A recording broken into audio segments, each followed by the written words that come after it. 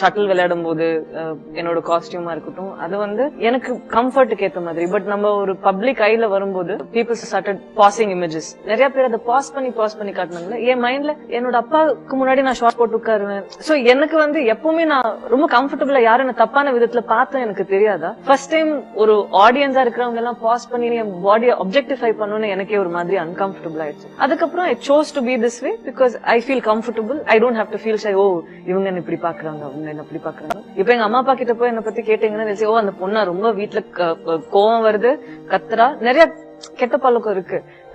Cover பண்ணி இப்படி உட்கார்றதுனால நான் நல்ல பொண்ணு இல்லைன்னா யாராவது வேற இன்னொரு மாடர்ன் அவுட்ஃபிட் போடுறதுனால கெட்ட பொண்ணுங்கிறது வந்து ரொம்பவே தப்பு நான் நினைக்கிறேன். பாக்குற விதானம். எனக்கு நாளைக்கு ஒரு குழந்தை பிறந்துச்சு, அந்த பொண்ணு வந்து குட்டி துணி எல்லாம் போடுதுன்னா அவளுக்கு பிடிச்சிருக்கா, அவ கம்ஃபர்டபுளா இருக்கா, அவ நம்புறா உலகத்துல யாருமே என்ன தப்பா வந்து பாக்க மாட்டாங்க, யாருமே வந்து என்ன என்னோட அம்மா என்ன எப்படி பாக்குறாங்களோ அதே மாதிரிதான் என்ன பாக்குறாங்க அப்படின்னு ஒரு நம்பிக்கையில போற குழந்தைய வந்து நான் எப்பவுமே உடைச்சு நீ இல்ல இவ்வளவு ஃபுல்லா போட அந்த அங்கிள் ஏதாவது பண்ணுவாங்க நான் அப்படி நான் பண்ண மாட்டேன். செகண்ட் திங், பாடி கான்சியஸ்னஸ்ங்கிறது ஒரு விஷயம் இருக்கு. ஃபீமேலோட பாடியை வந்து நம்ம ஓவரா அது சாமி மாதிரி அப்படி இப்படின்னு பண்றதுனால இட் பிகம்ஸ் அ கான்வர்சேஷன். இப்படி பண்ணோன்னு ஏதாவது ஒண்ணு பண்றாங்களா, ஃபர்ஸ்ட் நான் சொல்வேன் குழந்தைக்கு